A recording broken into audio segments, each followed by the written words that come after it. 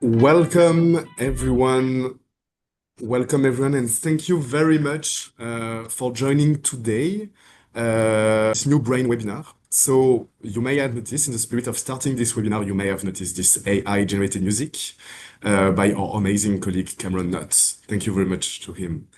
So this webinar is hosted until the Behavioral Research in Action International Network, which comprises governments officials interested in or working on behavioral insights initiatives in over 50 countries.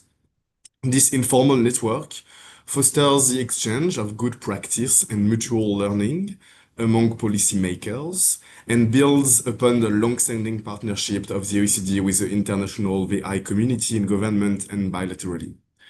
The Brain Network provides a space for knowledge sharing and peer learning through several thematic work streams, including this newly launched stream at the intersection of AI and behavioral science.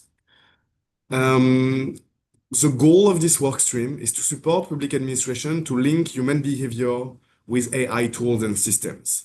It goes from better understanding, like how AI is adopted across citizen and public administrations, how AI tools can be designed in a way which is transparent, which is fair, truly human-centered, and how AI influences human behavior from the decision-making to and trust to accountability. Actually, we can see that AI is not just a passive tool that citizen, public servants use when they need. It actively shapes how we think, how we decide, how we feel, how we engage with the world which is around us. And behavioral science is helping us to understand how these technologies shape human behavior and decision making. So today, we are really lucky to have an exceptional panel of speakers who will help us to explore these different questions from very different perspectives, from policy to behavioral science and ethics.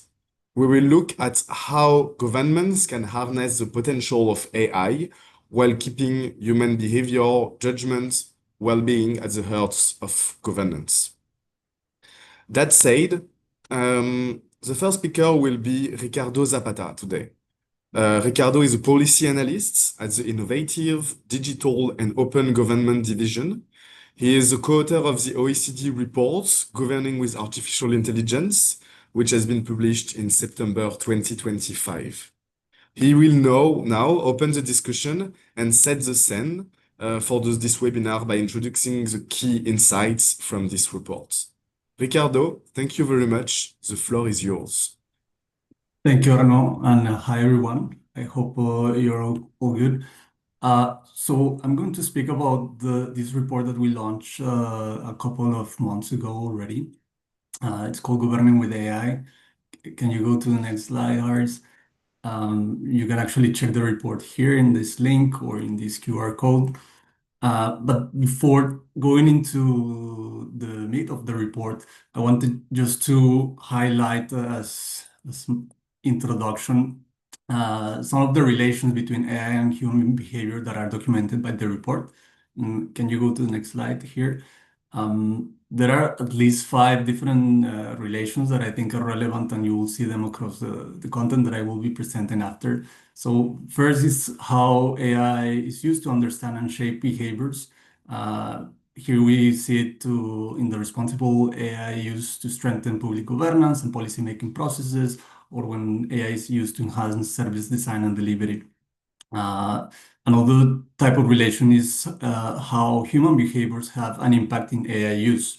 And here we will talk about ethical risks, for instance. Third type of relation is how AI can have effects in behavior. And here in the report, we talk about the cognitive and societal effects of AI use. Fourth type of relation is how behavioral science, in this case, can be used to shape AI use and policy. And we will talk about this towards the end of the presentation. And finally, AI, of course, can be used as a tool to transform behavioral science and interventions in the public sector. And for the research and better outcomes across government. So you will see these type of relations from AI to behavior and from behavioral to AI across the content that I'll be presenting. So next slide. This is just a glimpse of all the government functions that are explored across the report. It was built by the contribution of more than 50 different people working in all these areas. We started doing a documentation of use cases and the challenges and risks that were presented on these 11 government functions. And then through a comparative analysis, we were able to develop what is today the report. On the next slide, we can see that there's a couple of benefits that are already being present in how governments are using AI, and this is why we start documenting in the report. So governments are most often seeking to automate, streamline, and tailor public services to make them more efficient and citizen-centered. This is the first one that you see there, and it's a goal that is in 57% of the use cases that we analyzed in the report, the most common one. An example of this is the use of virtual assistants to provide personalized support to citizens. But also it's relevant to say that behavioral science is particularly relevant for this type of use cases. For instance, by ensuring that public services are designed and adapted based on behavioral insights rather than assumptions, or by offering practical recommendations to reduce sludge, improve accessibility, and ensure services are user-centered and trusted by citizens. In the second point, in 45% of the use cases, governments are using AI to improve decision-making, to do better sense-making and forecasting. For example, here AI can be used to forecast future behaviors or to understand how behavioral nudges could improve the outcomes of a policy. In a lesser extent, only in 30% of the use cases, the aim was to enhance accountability and anomaly detection, is the third point that you see there, to strengthen integrity and prevent fraud and misuse of public resources. And here, for example, governments can use AI to build risk models by assigning risk scores to specific type of behavior, or in the field of law enforcement, it has been used to identify suspicious behavior that stands out as a statistical anomaly. And finally, in a smaller proportion of cases, just 4%, governments are doing what we call unlocking opportunities for external stakeholders in new ways. So in these cases are where AI tools are not necessarily used by governments, but they're providing open access to them for external stakeholders. In the next slide, you can see the distribution of these use cases across the government functions. And well, the greatest use is in public services, which is very natural considering that it is a very large activity and is cross-cutting across other functions of government. Some of the items further in the list that you're seeing there might be less represented or less common and are more specialized activities. In cases like justice, AI is used because there are many normally operational needs, so chronic backlogs, and there's a need for productivity. So it adds a lot of value, and we see a lot of use cases in this field. Some fields like taxes, for instance, might have complex regulatory environments, and that might explain why we don't see that many use cases. And in some other fields, for instance, like civic participation, data is more available, there's more active communities, so there's a better environment for the development and the testing of these technologies. So all these type of reasons are documented and discussed in the report to explain this type of distribution. But let's see a couple of examples in the next slide, and I wanted here to bring some that intersect in a way with some of the discussions that we might be having later today about this relation between AI and human behavior. There's a case in Sweden, it's called BAR. It's a machine learning tool used by the Sweden Public Employment Service to recommend support for job seekers. So here, case workers are strongly nudged to follow the advice of the system. and overriding it requires extra justification. So with this type of design, there's the risk of automation bias and reduced professional agency. Similar risks also exist in other recommendation systems that are being used, for instance, in the justice sector. Uh, we have other two cases, France, Albert, and UK CADI. In France, Albert, it assists public servants in responding citizen queries.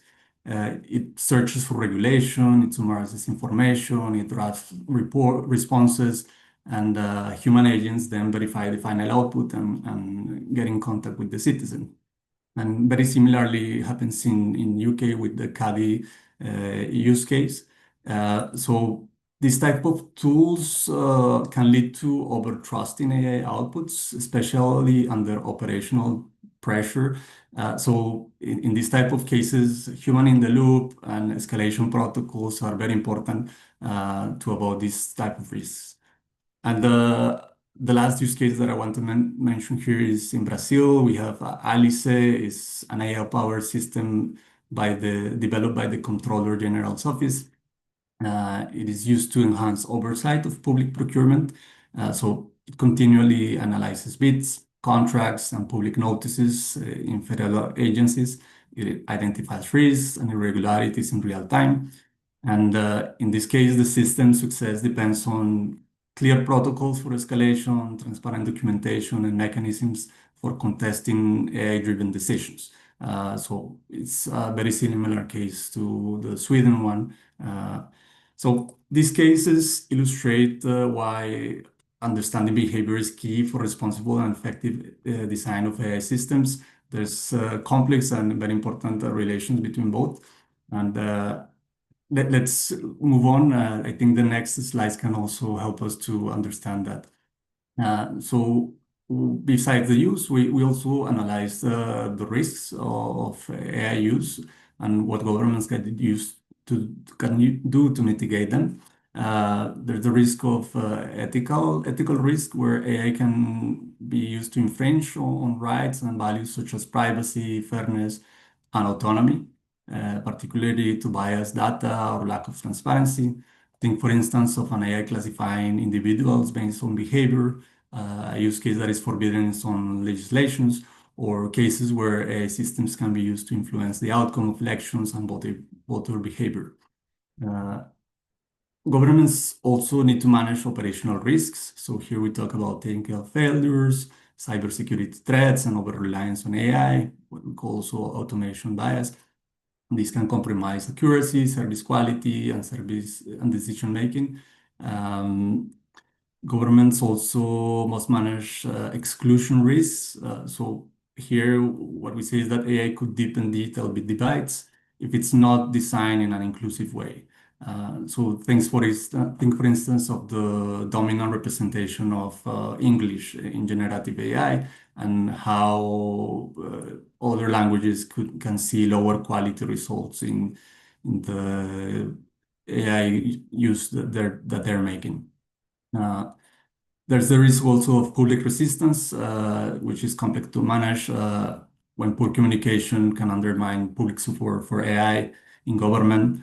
The past cases where there have been false accusations caused by faulty training data have resulted in public scandals that still contribute to distrust and resistance years later.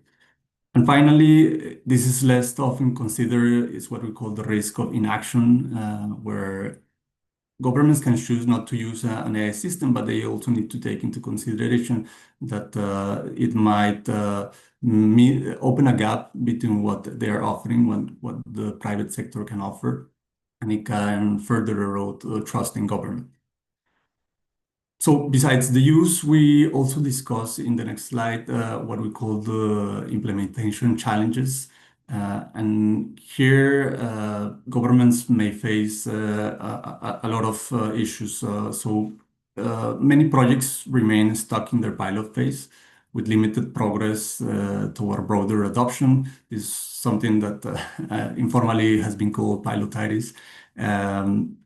There's also shortages of in-house expertise and lack of skills. This might hinder design, oversight, and scaling up of AI systems. In some cases, governments struggle with poor data quality.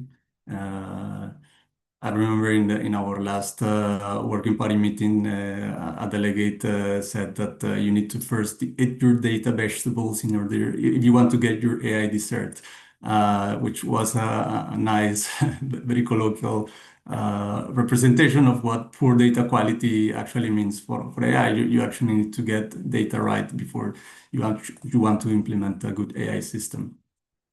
There's also the lack of actionable direction with concrete guidance to staff in government on the use of AI. Another challenge is the governments also lack the frameworks to measure AI's value and return of investment.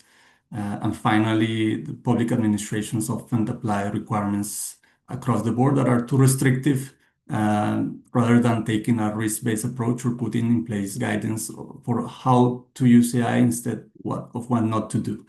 So there tends to be a lot of focus on not doing this and that instead of how to use it properly. Uh, so as you can see, all of these are cross-cutting in this tandem relation between AI and human behavior. There's a need for quality behavioral data that has been collected respecting human rights. There's a need also for actionable guidance on AI and behavior. Regulatory frameworks are also very important for responsible uses of AI in this domain, etc. And finally, I'll just conclude in the next slide with our framework. It's a framework that we developed in the report, which seeks to guide governments into what to do concretely. It has three pillars. In the first pillar is the enablers. So here we talk about the building blocks that are needed to succeed. One example is, for instance, establishing concrete guidance, such as we referenced there the UK's AI playbook for government. Another example might be experimentation and scaling of AI. And here, France has something that is called Alliance, which is an AI incubator that accelerates AI adoption in government. Uh, then in the second pillar, that is called the guardrails.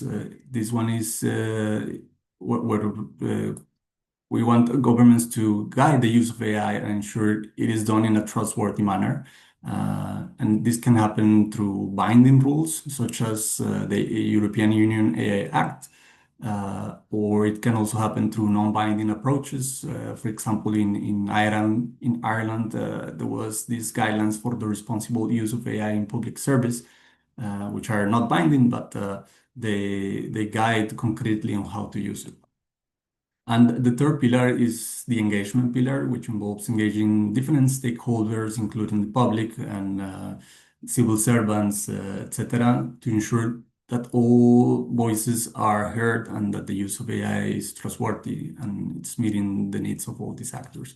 And here we can mention, for instance, citizen assemblies as one developed in Belgium some time ago, where different voices also can come and interact and deliberate to produce policy outcomes. So we see that behavioral sciences offer policy tools that are applicable across all these pillars. It can be instrumental to craft better guidance and communications, or specific instruments like sludge audits can be used to identify frictions in a process or policy. Um, so just to close now, I wanted to share in the next slide that you can see all these contents in oecd.ai/gov is the new hub for AI in government in the AI Policy Observatory of the OECD. We'll be launching soon a data collection of use cases and policies that are going in government. And we'll be sharing, of course, this with this community. And well, of course, the OECD will be continuing to expand the work that we're doing on this field across many other different subtopics that might also be of interest at some point for this community. And we'll be sharing updates on all that. With that, I give you back the floor, or to Mariana, I think. Thank you a lot. Yes, thank you. Thank you so much, Ricardo, for your for this presentation and for framing the discussion. This is really an excellent foundation for our discussion today. Just very briefly from me, I'm Mariana Kartunen. I'm representing here the OECD Public Governance Directorate, and in particular, the Division on Innovative Digital and Open Government, of which I'm Deputy Head of Division. So we're hosting this webinar, as Arnaud was saying earlier, as part of the Observatory of Public Sector Innovation and our BRAIN network, or the Behavioral Research Network, of informal network of the Public Governance Directorate. And it's really as part of our shared effort to support our members and partner countries and governments more broadly on how to govern with AI in ways that protect citizens and keep public institutions effective and legitimate.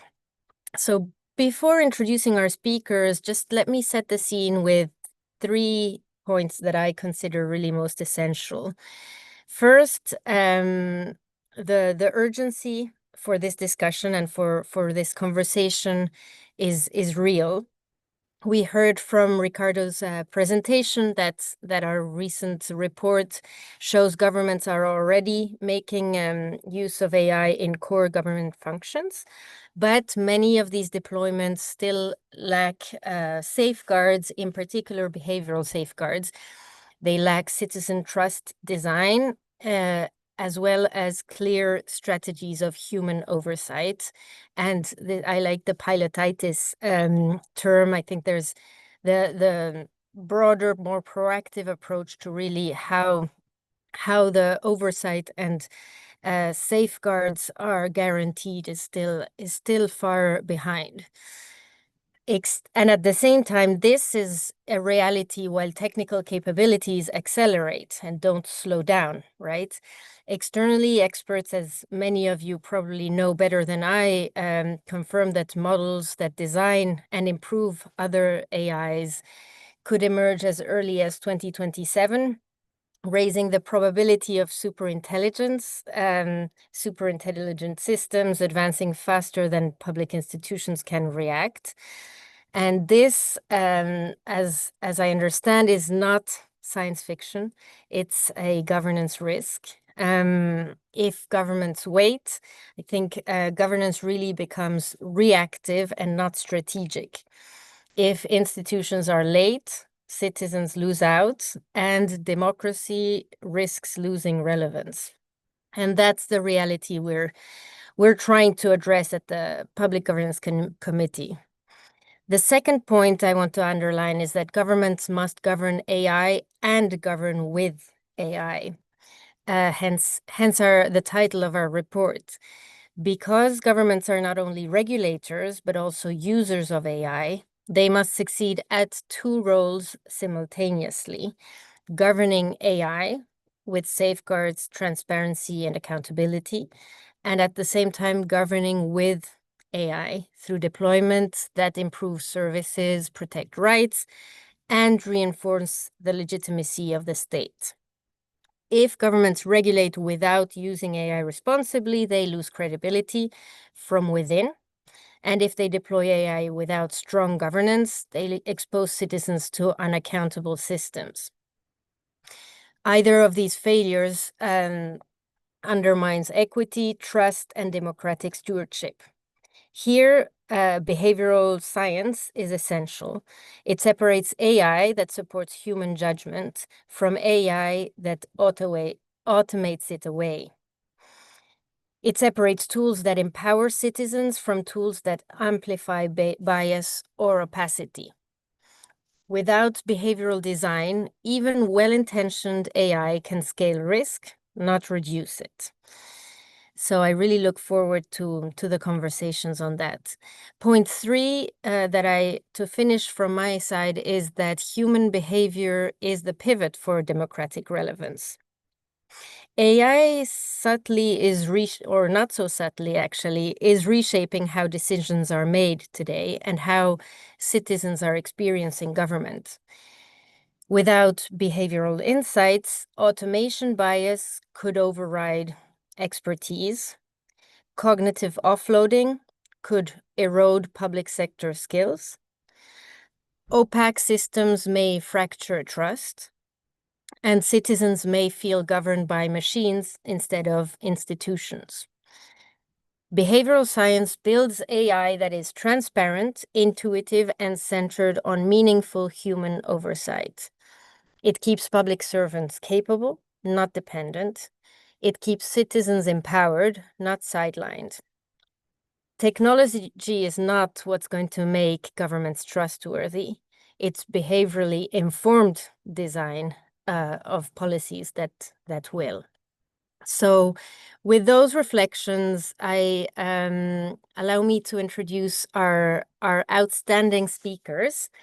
First, Gilles Babinet, French multi-entrepreneur, president of the Café IA mission, digital champion France at the European Commission, former co-chair of the French National Digital Council, and author of Green AI in 24. Gilles, can you hear us? And can we hear you? Unfortunately, we can't hear you. Okay.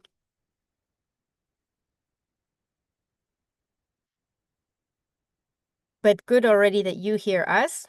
It's 50% of the... I'll recheck in a minute.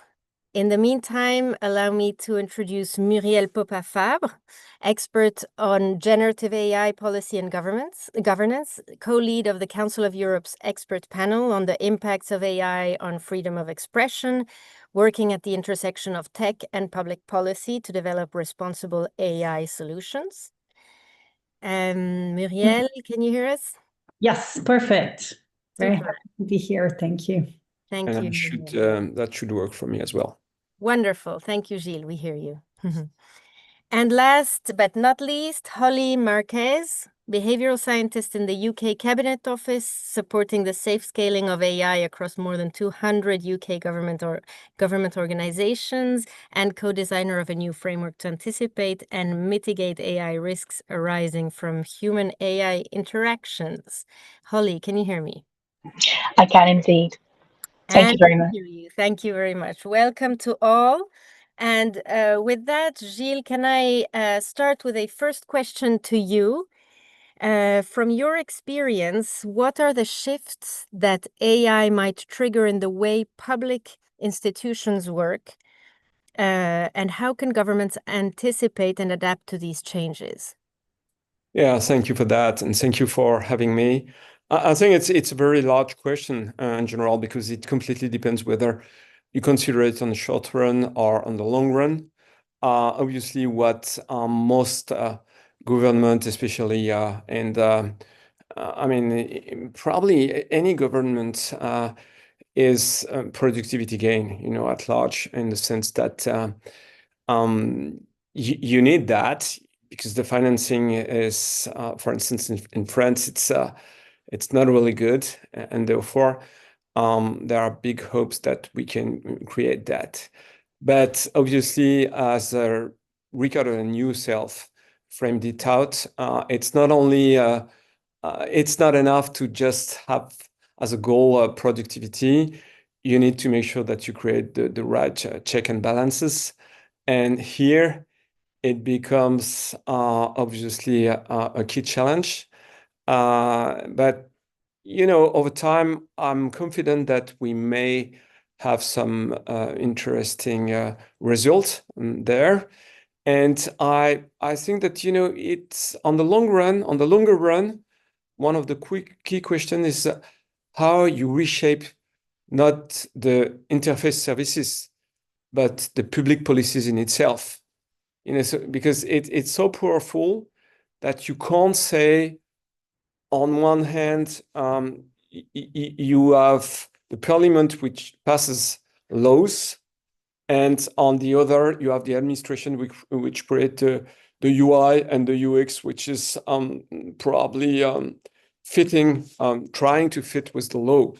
On the longer run, I believe we will try to completely reshape the public policies based on the potentialities of this system, which means, for instance, going towards algorithm policies, for instance, for social subsidies and so on.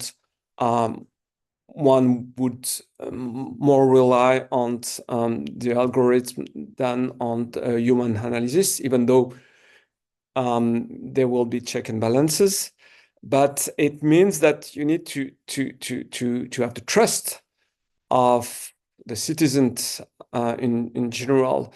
And obviously, trust means transparency, means potentiality to disagree and to explain something which the algorithm hasn't seen and so on.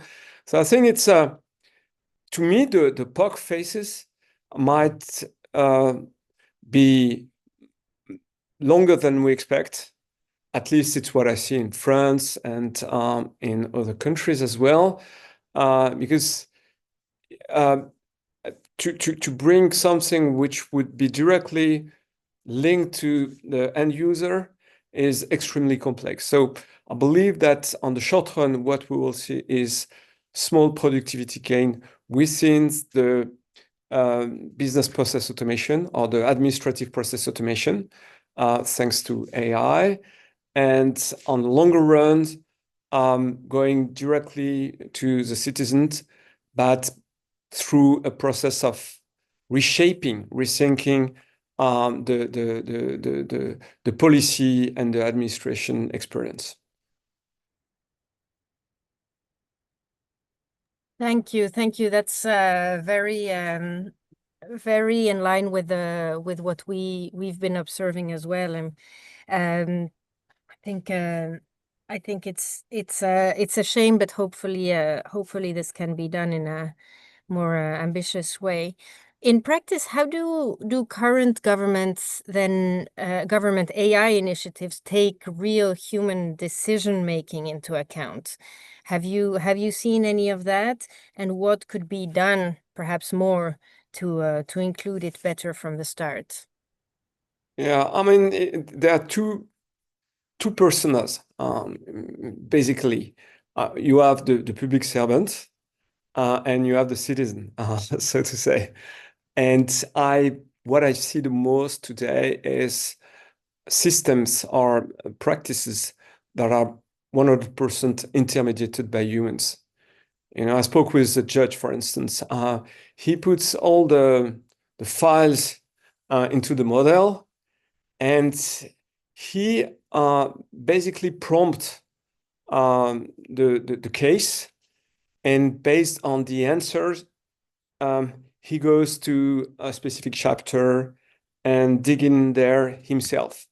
So that's what I see, and I think that those kind of practices are really okay. You don't see any issue, and the judge told me that he had a productivity increase of a factor 2 or 3 thanks to that. So, but that's 100% intermediated by an expert. So that's okay. And I believe that in many administrations, you have such kind of thing. The second thing which I see a lot is automations, but that are very strictly, I would say, having very strong guide rails. For instance, you receive some letters from anyone or something like that. You're looking for a specific data in it, you isolate it, and you push it forward to an agent. And the agent decide based on this very specific, the frame, the text he's looking for, whatever, whether it's internal or external, it's kind of the same thing. And we had this before LLM, actually, like a lot of administration were using some, I would say, sub AI for OCR and very basic processes. And the third thing that I see less, actually, is experiences where you try to have a large angle of potentialities and to automate this with minimal supervision. I don't see that in the public sector, but I see that in, let's say, some startup trying to cope with, for instance, reimbursing medical expenses. Because, you know, in France, we have the social security, but we also have the equivalent of it, what we call mutuelle, which is the private version of it. And it's interesting because I believe that the compliance is kind of the same than the one you might have in the future in the public administration. And it gives us an idea of what you need to cope with privacy, with everything which is check and balances, with the right from anyone to contest the decision being made and so on. And, you know, it's interesting because they do it very well. And it should inspire, actually, the one in charge of this equivalent processes into the government. So it's very good field of inspiration. And I would recommend most of those who are building such services in the public sector to try to engage with startups and CEO of startups and so on to understand how they dealt with this situation at large, you know. Thank you. That's a really good point, and I think I'd love to continue if we have time a bit later more on your comparison of what you observe in the startups and private sector versus public sector. But before we continue, Muriel, we'd be very keen on hearing from you as well. Can I ask you why you think governments consider human behavior, or why should governments rather consider human behavior when governing with AI? How do people's perceptions, habits, and decision-making processes shape the adoption, trust, and impact of AI in the public sector? That's an incredible question. And first, I'd like to thank you and thank you, the organizer of this webinar, because I think it's a very timely discussion. Efficiency gains are slow to come. And so turning to behavioral science and cognitive science is also a natural and wise manner in order to address the question of how this human-machine interaction and the future of governing with AI can actually take place in reality. I'd like to share my screen and to bring to the table both my background in experimental cognitive science and my hands-on experience on AI governance, advising organizations that transform their internal processes with generative AI-based tools. So the first thing I would like to say is that when you are automating a governing task with the AI, the first thing for you is to be sure that you're not losing grasp with reality. And for this, it boils down to what the modern AI stack has been adding with the arrival of the last wave of automation that is called an observability layer. So it's a question of being able to evaluate what the system is doing and track it in time. And this has already attracted the attention of venture capital early end of 2023, but it was also actually something that responsible AI experts have been trying to push, and happily in September, also mainstream consultancy firms have been starting to push inside companies as an enabler, but also as an element that allows this keeping grasp with reality. And I would say also that just to give you an idea of what does it mean very concretely, I want you to see this interface. So this is an interface where you track every answer that your chatbot has been giving. It helps you track not only the question of factuality of the answers when they are based on your own database inside a company, but it actually helps observe. And that's exactly the point I would like to make to answer to your question, is that you cannot, if you don't observe, you're losing agency. Whatever you're doing, whatever is the amount of automation that you're deciding to have in your government, you're losing this intelligence that is inside the observer. So it's essential to bring back observers inside processes that you automate.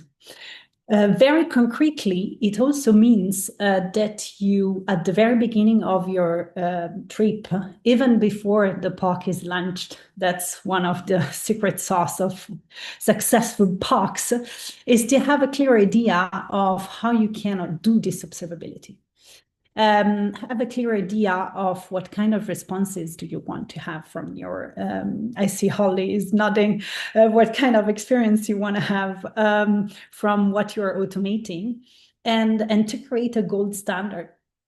And to prioritize inside this gold standard a representative set of queries or questions that you want to automate, and to have some ground truth documents, because in this way you can ally human evaluation and having a gold standards that can help you track and automate one part of the control you want to have on the answers, for example, in a case of a chatbot.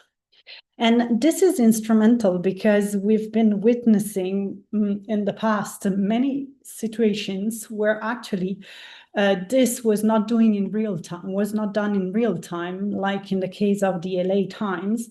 It was discovered through social media that one part of their tools that was supposed to give AI-powered insights was actually being sympathetic with Ku Klux Klan action. And so this is important, not only because it prevents you to remove your service very quickly, but also because it's actually helping innovation. It helps you not spending those 8 to 18 months having your people inside your government or your company to do all what you see on the screen, to build a representative data set that can help you track what is happening and observe what is happening. Why am I saying this? Because it would be a pity to have such an incredible a technology that is so adaptable and not being able to track and to continue change the large language model inside the system you've been building, move to an AI agent, or to be locked in something that at the end of the day is not satisfactory. And so being able to follow swiftly innovation is also being able to have this kind of automated pipeline of evaluation and continuously having skills that help you observe what is happening. So if I have to say, for example, an example from friends that are automating ticketing, IT ticketing, they ended up in having a secretary after 6 months that told them that there was a problem with computers being changed only on one side of the building.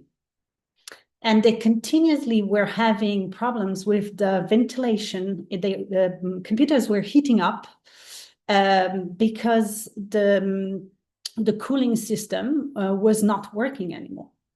And so it has been the secretary of a certain floor at that building that told them that this was happening because there was a construction on one side of the building and not on the other that was using huge magnets in order to attract some metals that were on the thing.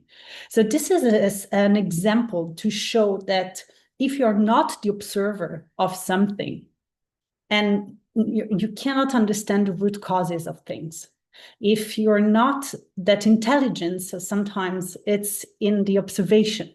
It's being able to see that you're changing 7 to 8 computers on one side of the building and not on the other because of a certain root cause.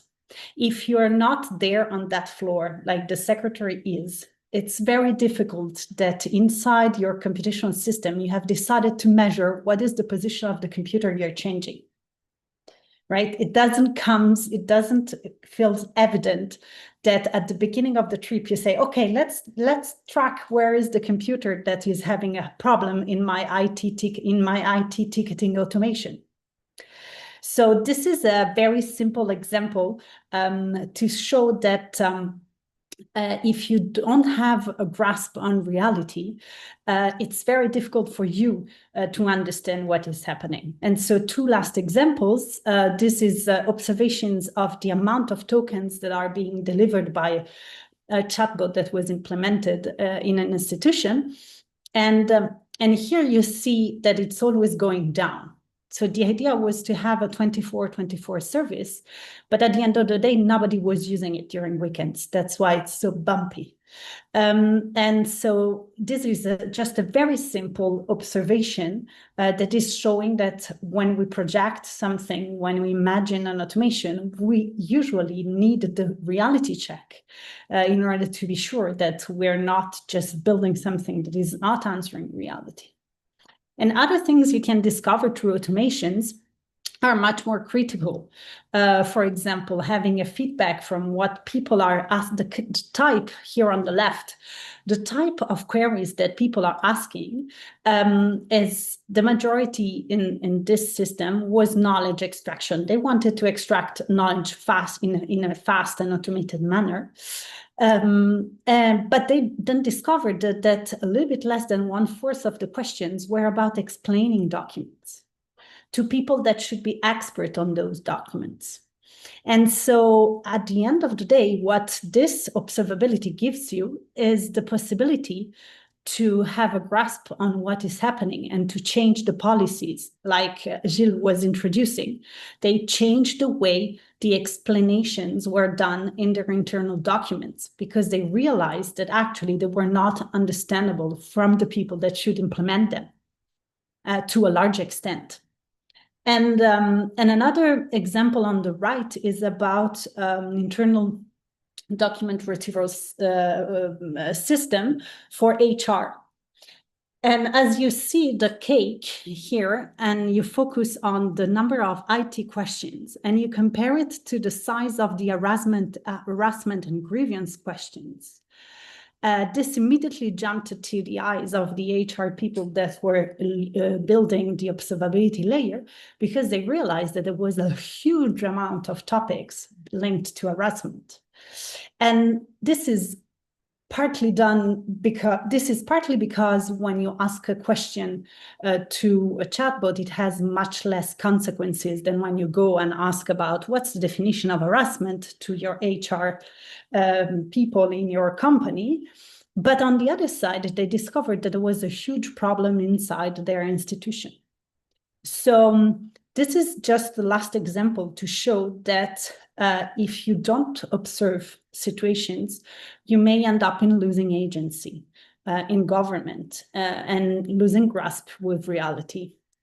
So if I had to sum up the answer to this question, I would say that we need to implement systems with a design that allows us to observe what is happening, which is not only monitoring based on what we know it should be monitored, but it's also directly observe and understand from what is happening, so that we can have reality and experience that are still in the loop of the policies in government. And this is one of the biggest enablers of scaling that I've seen in the last 3 years. Reminding that intelligence is really in the observation point. This has been already said by great philosopher Bachelard, so it's not me. So I'm just putting it here with this image. So I decided to do a little wrap-up scheme for today, where I put these 4 steps about AI evaluation and observability.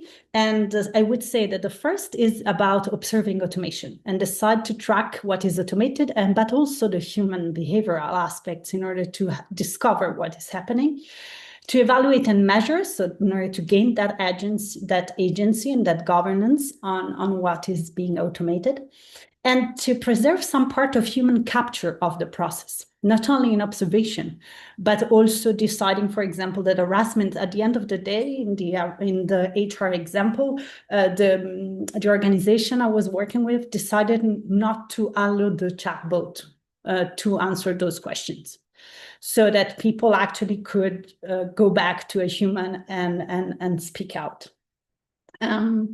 And this is essential because, as it was put forward in the introduction of your report, there is something about keeping the observer competent and engaged and experienced. So preserving that human capture is essential. And then all this can boil down to redesigning a system to be able to fit with human behavior, and also with the acceleration of the changes in society, with the learned lessons and everything. So I've been doing this little exercise with your schema, just taking yellow circles on all the points that are instrumental here in AI evaluation and observability inside the framework you've been building. And definitely you see that it's about governance, it's about keeping the skills and the talent, it's about building the data set that makes your system even better afterward.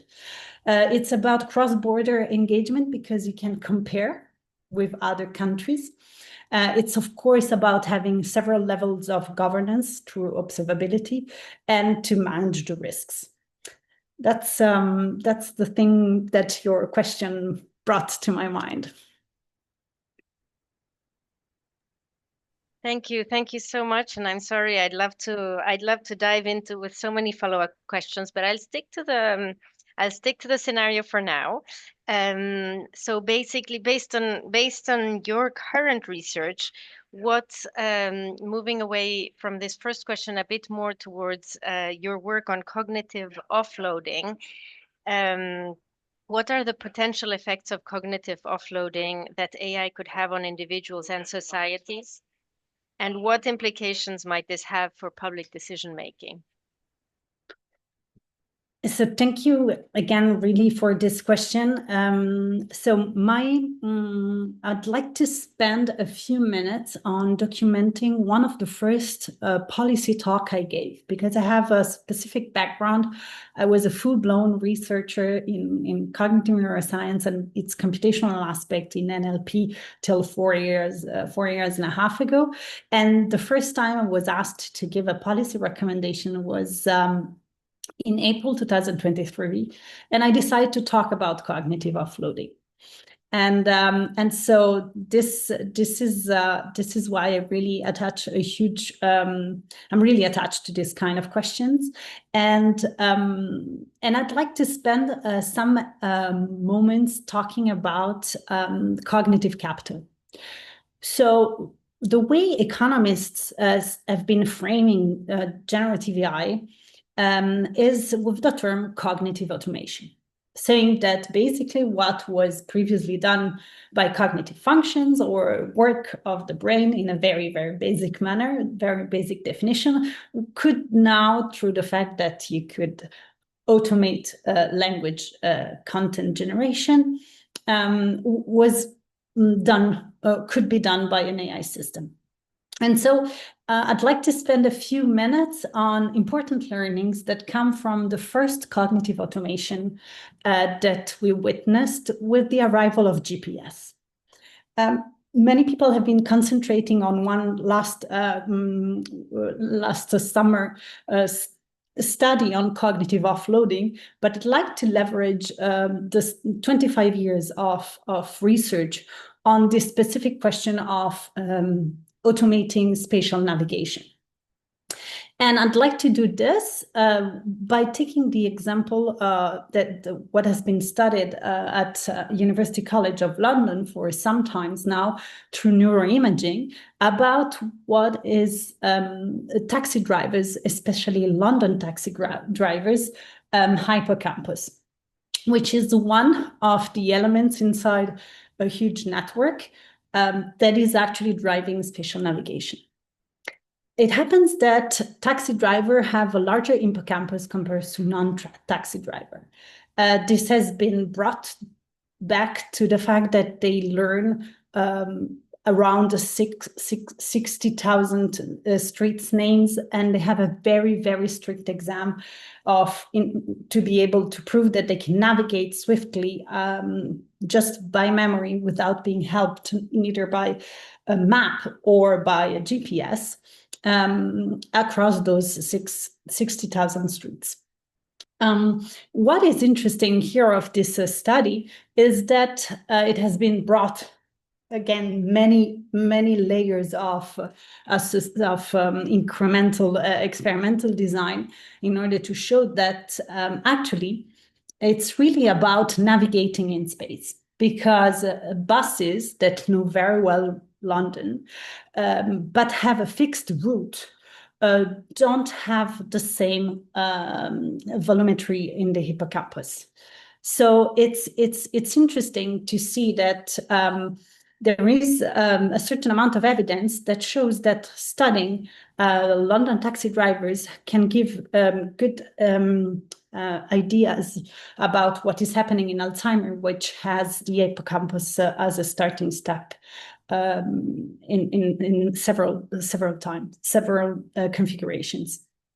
And what I would like to say here is that an efficient AI design for human behavior would be a design that keeps that human capture enough to a certain significant extent, not only in order to not to lose grasp with reality, continue govern and observe what I've been saying in the previous answer, but also in order to be able that the observer is competent and engaged and experienced, and that the famous human in the loop doesn't become a theoretical human in the loop that is inexperienced, but it's still a human in the loop that knows how to supervise the process, and it's not de-skilled by the amount of automation. So that would be my main recommendation on this. Thank you.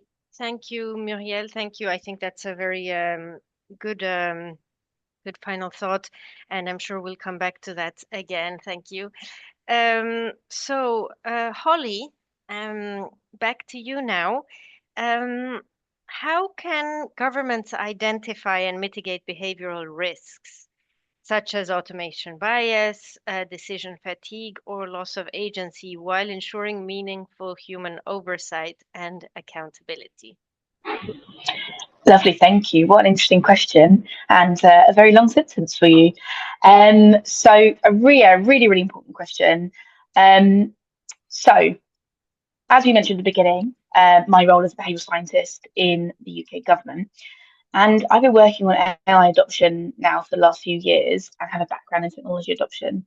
And I think this is a really interesting question because I'd say some of the most significant risks from AI implementation come from the behavioural risks, such as those you just mentioned.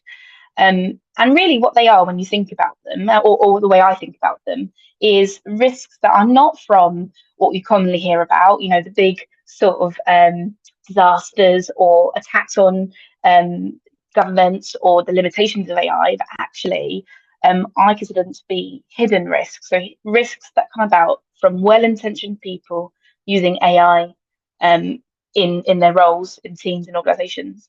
And when thinking about identifying and mitigating these kinds of risks, you know, there's a process where typically there's a temptation to try and apply, in my opinion, technical solutions to these kinds of risks, right?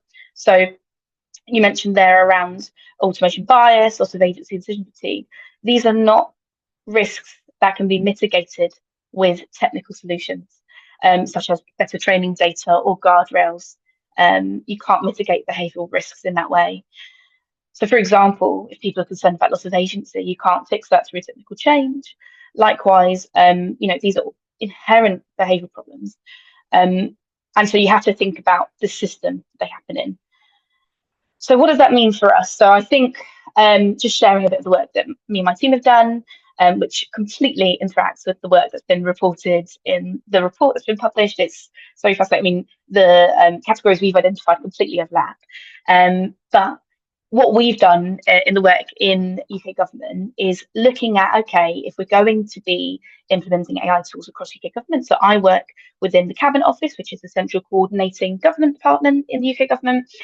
And we're saying, okay, if we're going to be rolling out AI tools, we need to think about what these behavioural risks are before they happen. We have to anticipate them because there's a whole host of ones that could come about, and we have to mitigate them up front. And we thought, okay, we need to know what they are first, hypothetically, before we can even think about mitigations and interventions from a behavioural science perspective. So to address that problem, to address the fact that, there's unknown unknowns, we don't know what could be wrong, we developed this framework, which, as I just mentioned, really closely overlaps with the 5 groups of risks identified in the OECD's report. And so I'll go through them very quickly just to give you a flavour of what that looks like, and then talk a bit more about what we've done in practice in my organisation. So the first category of risk is looking at quality assurance. And that's not necessarily just what you think. It's not just about checking that it's accurate or checking that, the facts are correct. It's also about, is it good? So you've got questions here like, is the app actually good? The second one being task tool mismatch. So are people using the right tool for the right problem? Third one being perceptions, emotions, signalling. So I know that the OECD report talks a lot about public reactance. This is definitely the same sort of category, public trust, how will people respond? Another group being around organizational challenges. So I know the OECD report also captures this. It's very good in rater reliability here. The risks that come about from trying to implement this and the behavioural implications of that.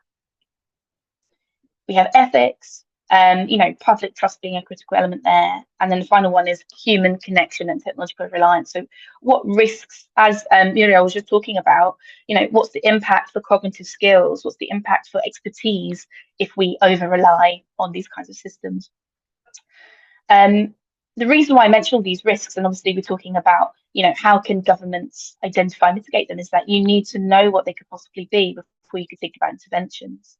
So, for example, we know that barriers to quality assuring AI go beyond, as I just said, fact checking. People need to be trained to critically evaluate AI outputs and figure out, where it can help them, where it can't. They need to think about the automation bias and the understanding that AI is designed to suck up to us. It's designed to be pleasing to us. And that is through training. So one example of the way in which UK government has tried to surface and mitigate is by essentially using this toolkit to go, okay, we're rolling out a tool. And this, for our tool, it was specifically for civil servants who are communications experts. So their job is to communicate with the public. And it's going, okay, we're going to roll this out. Let's surface the kinds of risks using this framework that we developed for it. That could come about, and we found 130 hypothetical risks. Now, that's not to say that there was a problem with the tool, but it's to go, what could go wrong and how can we mitigate it? So this is what we did. So I have an example here, I believe, somewhere. Let me get to it. So what we identified actually was several risks around the fact that civil servants at the time had really low AI literacy. This is the truth. AI literacy levels are quite low. People just don't understand how technology works, and that has a knock-on effect on their ability to use it effectively and oversee it effectively. And so what we did is we identified that people's managers and the leaders in the organisation were playing a really key role in whether those risks could materialise. And so we delivered very specific targeted training sessions in a variety of formats focused on upskilling and giving them support so that when they're speaking to their teams, they can be responsible advocates, they can support people. I'm from London, but I'm actually in Scotland at the moment. And so that's why I'm dialing in here in this background, because I'm delivering live in-person training on AI upskilling to civil servants, where they're going to be focusing on thinking about the risks, about how you can use AI well, what are the problems.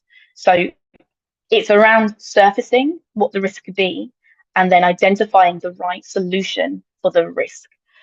And often, at least from my perspective, those solutions or interventions or mitigations are about supporting people, as Muriel was talking about, to be in the loop, to support them to use AI effectively and be effective at that. The limitation and the problem with that is that I personally, because this is my personal stance, is I think the human in the loop term sometimes gets used as a silver bullet or an excuse for accountability.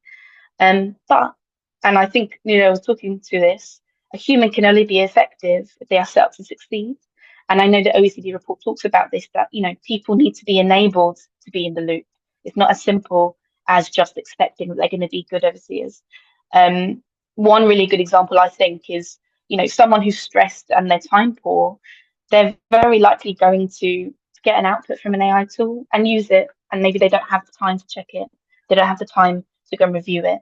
And what that means is that can lead to consequences, that can lead to impacts on the quality of decisions made in governments, on, the accuracy of decisions, but also public trust. We need people to trust that the way it's being used in government, as was introduced at the beginning, it is being used effectively, that we are overseeing, but also that we are doing it right as well. So yeah, that's just a bit of an overview. I think I've got a slide here actually talking to this. Where is it here? That in my team, we kind of developed 3 principles for supporting people to be in the loop. One is that people need to have the expertise to use it well. 2 is that they have to have the time to use it effectively, and check it. And 3 is they need to feel safe in their organization to challenge it when they see it used in the wrong way. This is an organizational problem. And so when identifying the risks, it's not just about checking the problems with the technology, it's about checking the problems in the organization and the teams and the people. So yeah, that's just my sort of response to the first question. I think it's really, really important that we identify what the risks are and then thinking of solutions and addressing them one by one, like with AI literacy, for example. Thank you. I think those are a really useful sum up of what you were telling us. Moving on to how governments can design and actually implement AI tools that reflect human needs and well-being, how do you think they can do so to ensure that services are intuitive, transparent, and trusted by citizens? Yeah, it's a really, really good question. So other you just spoken about, identifying risks and surfacing them. But the reason why I actually did all that work was because I joined my organization, the Cabinet Office, 2 years ago, and I was asked to work on this. And I was asked, okay, we want to start scaling these tools across government. And one thing is about thinking about the risks, but another thing is actually getting people to use it, right, and to adopt it and use it well and embed it in their daily work. And really fundamentally, it comes down to this question you just asked, which is, designing and implementing it in a way that's people-centered. So I think fundamentally, the answer to your question is moving away from viewing the implementation of AI as a technical transformation, so a thing that we do where we get the technical infrastructure ready for it, and moving it and seeing it as a social transition, which is a behavior change challenge, getting people to do things, right? You're getting individuals to use AI tools in their job and use it regularly. You're getting teams to change the way they're working. You're getting organizations to align their data in ways that make it easy to use AI tools. There's a lot of change, and that is all behavioral. When it comes to how governments can design and implement those effectively, I think the really key point is that you can create a technically brilliant tool or system or service, but if they're not designed with people, with the staff you want to use or the citizens you want them to use it, and you're not considering the barriers they might experience to using those systems, those tools and services are likely to fail, in my opinion, or they're not going to have the intended impact. They're not going to have the big transformational impact that we want to see from AI. And I think that's fundamentally, as Muriel was saying earlier, it's about observation, it's about evaluation, it's about working with people you want to use it to make sure that you're designing those systems from the beginning with their needs in mind, that you bring them along in that process, that you're understanding the barriers they face. Just to show you what I mean in practice. So the work me and my team have done is essentially develop this sort of three-phase framework for this to basically guide our team's approach. I think, you know, most organizations have their own version of this in some way or another, but really it's saying, okay, we need to first look at adoption. How do we get people there? What are stopping people from getting them to adopt? What are the factors? Let's do some research there with our people. Then it's sustaining. Okay, how do we get them to use it in their day-to-day work? And then optimize, which is all about the risks. How do you get them to use it well and responsibly? And this has really guided the way that our team has been working, because it's about, as you say, you know, how can government design and implement AI tools that reflect human needs? It's by understanding the journey they go on. It's by understanding the blockers they face at every single point, and then addressing that one by one, picking it off. And really, when we look at that, I don't think you find a lot of people split between the adopts. So some people are very much for it. In the UK government, for example, I'd say about 1/3 of civil servants are very, very pro AI. 1/3 are very much against it, and 1/3 are indifferent. They feel, okay, I might try it, but it hasn't really felt too relevant for me yet. That's just rough. That's, you know, there's not at the moment very large scale data on this, but some polls have been done to indicate that, and it's roughly in line with what is in the public in the UK. In the public, we see a similar kind of split. So I think that's really interesting, because for all these AI tools to have impact, for us to design these systems with people's needs in mind and their well-being in mind, we need to understand what's stopping them from taking it up and what's stopping them from using it well. Because what we need is people to be using AI for more good things more. We need to be using it for the tasks that really make a difference, that help them, that bring an impact for them in a positive way. So yeah, that's just my top of mind. It's about, for me, understanding the people at the heart of your rollout and then working with them in that process. Thank you so much, Holly, and I couldn't agree more. So actually, one question that I've seen come up in the chat quite a lot, and that I actually was going to follow up to all of your presentations, is about the observing how the shadow AI, or kind of the use of AI without the oversight and the kind of the growing practice of employees or teams using AI tools without formal approval, visibility, or safeguards. I was wondering if you had views on, there are two questions that I think align with this. Basically, with the development of AI in the public sector, how should we, first of all, how are we aware of these? How can we observe these trends? And should we address this phenomenon? Because as I can't remember which of you mentioned that there were two personas, the civil servant and the citizen. Well, really, in the case of AI and the uptake of AI, that's those two persons kind of merge, and in reality, the public servant is really the citizen that's using AI.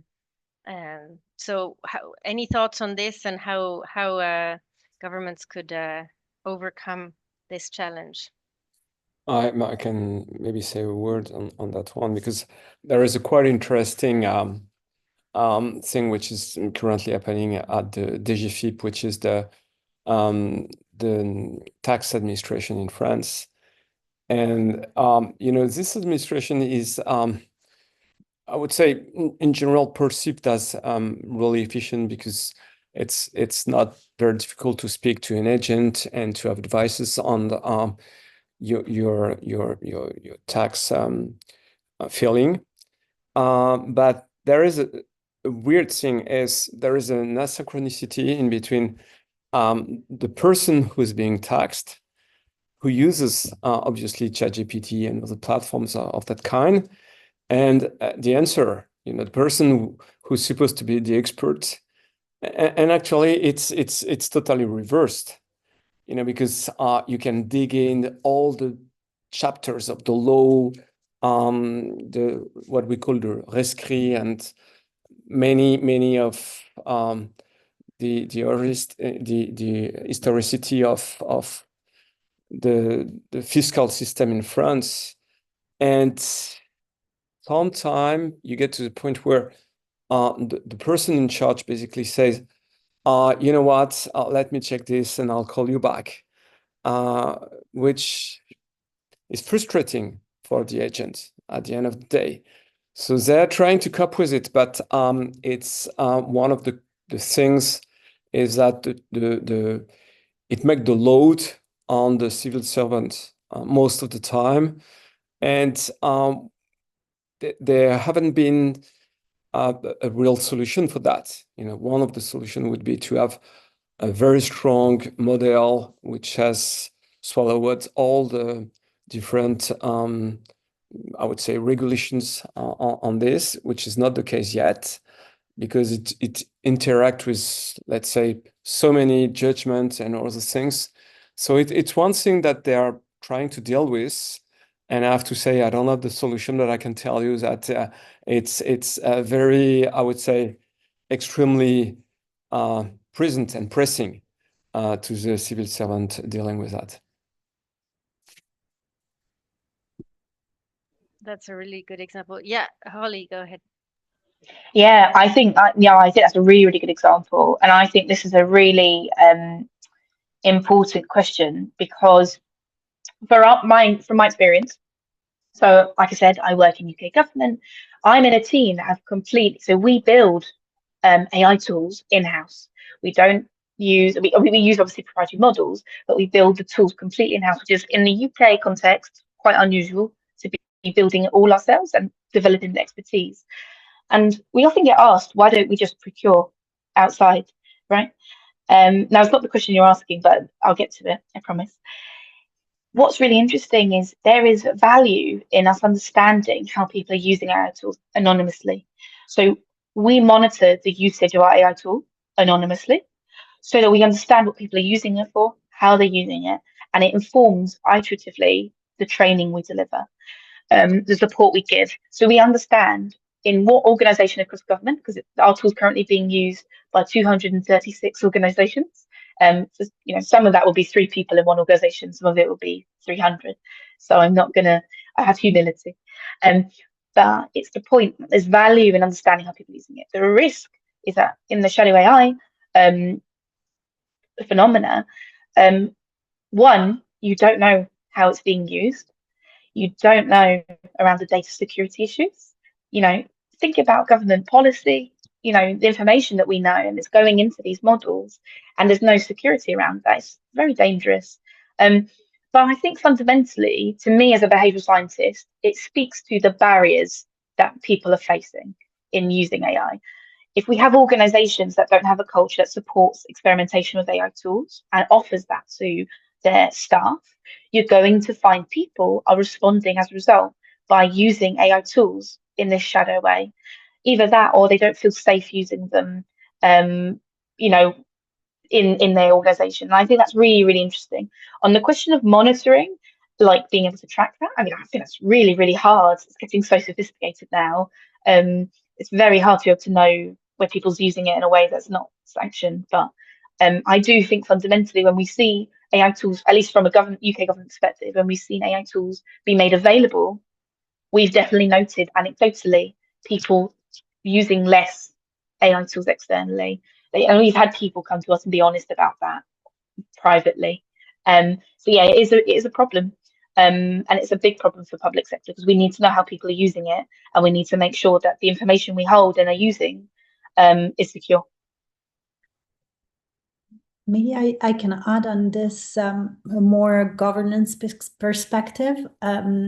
I've been starting in one organization as a consultant, and it was evident that some people that were in the room were heavy users of commercial tools. And for me, this was a positive element, because I immediately asked them to come and be the doers of the adaptation of the tool that was supposed to be collectively built inside the organization. So there is something very positive about having people that do shadow AI, if you can manage to attract them into a collective action. is that they end up in being people that think about how to automate the process, which is not the kind of mental reflex that many people have in their own job. Unless you've been coding your entire life, you don't think how to automate the stuff that you usually do. And so this is one element. And the second one is that it happened actually that these people are the ones that realize the at-scale effect. They are strongly focused on their individual use. And I think it's important to have AI literacy that is underscoring the fact that using AI is not an individual action. It's an at-scale effect. As it standardizes your expression, you end up in using 40% more the lexicon that is not the one you would have used in order to generate that paragraph. So it means actually that the AI literacy for shadow AI should show that there is an at-scale effect. And this is essential for governing, because governments act at scale with rules, with implementing social benefits, and so having people understand that individual use has an at-scale effect is essential for enabling them, empowering them in their individual use, making them responsible for what they do, and also for the organization to leverage that intelligence that they have of wanting to automate into something that builds responsibly at scale. That's a really good point. And actually, there are two interesting questions for specifically for specific speakers. But I'd like to maybe finish with one that's more general for all. Is a bit going on to this to your to what you were saying in Muriel in your one of your responses, is how with this taxi driver example, with the fact that actually GPS reduced the skills of then the drivers, and then this kind of this same thing can happen in the public sector with the kind of de-skilling of public servants, that which goes also to Gilles' example of the tax authority that's actually not able to respond as quickly to the citizen, which has very specific and informed questions. Do you have any kind of maybe recommendations on building systems that can really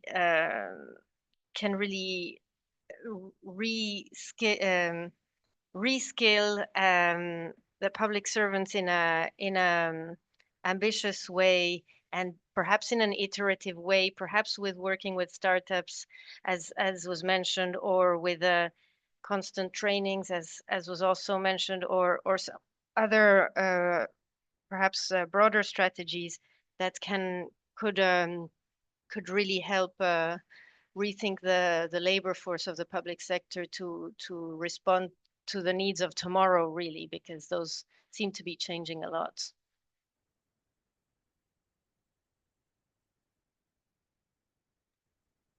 I can give it a try. If the answer was known, we wouldn't be trying to launch a full research project on this, and hoping that many other people from cognitive neuroscience can continue in this direction. I think it's an experimental question. And I think that actually governments are the really good place in order to be able to do those experiments. And so from my experience and my point of view of experimentalist, it would be absolutely a great thing that could be like government level actions on this. First and foremost, because we actually do not imagine the amount of cognitive capital we have. until we lost it. I mean, we don't realize the amount of knowledge that is inside an institution that makes the institution be still alive and going. It's not only an intelligence that is in the processes, but it's also in the people that are at strategic points of the decision making inside a government. And so having the general trend that we saw in the last year, and the OECD is also instrumental in this, of having evidence-based and data-driven policy decision, is actually a very good trend in order to be able to understand to what extent there is already a huge amount of cognitive skills that is deployed in this effort of making data-driven decisions. And so for me, the first thing would be to be every time that we automate something, to have reports that show the amount of knowledge that has to be leveraged in order to automate this. And we saw in all these POCs that ended up in dying that actually there was much more information that meets the eye. I mean, there was so much implicit knowledge, contextual understanding of society, people, the way they pay taxes, the way their own habits, even just in a city, which is actually the first place where the dataification of situation has been starting in governing with the data. We realize to what extent all this amount of knowledge is actually implicit. And so for me, if I have to sum it up, it would be governments are the good place to do experimental study of how to keep cognitive skills the core of automation. And the second one would be the fact that we already have experience in leveraging data for policy is actually a very good starting step in order to understand how these data are actually understood by people inside governments. And the third one is do report the amount of knowledge that is has to be mobilized in order to automate simple tasks, just to realize actually how human are important already inside the structure of a government, inside civil servants' actions every day. Thank you. Thank you very much. Anyone want to add anything before we close? I don't see hands going up. So, well, listen, this allows us to end right on time. Thank you so much to our esteemed panelists. This was a extremely interesting and useful session.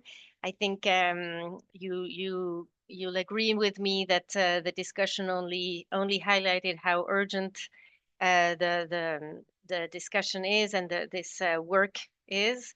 That governance is dual, both to regulating AI, but also governing with AI. And finally, that behavioral science is of course an important element here to protecting citizens and strengthening democratic institutions. So with that, thank you so much to the whole team, to Arno, Mia, Cameron, Harris, Eva, and Patrick for helping organize this. Thank you to our three panelists, Holly, Jill, and Muriel, thank you so much. And we'll stay in touch. And thanks to everyone who was online. Bye. Thank you very much. Thank you very much. Thank you very much. Thank you. Thank you. Bye. Have a good day.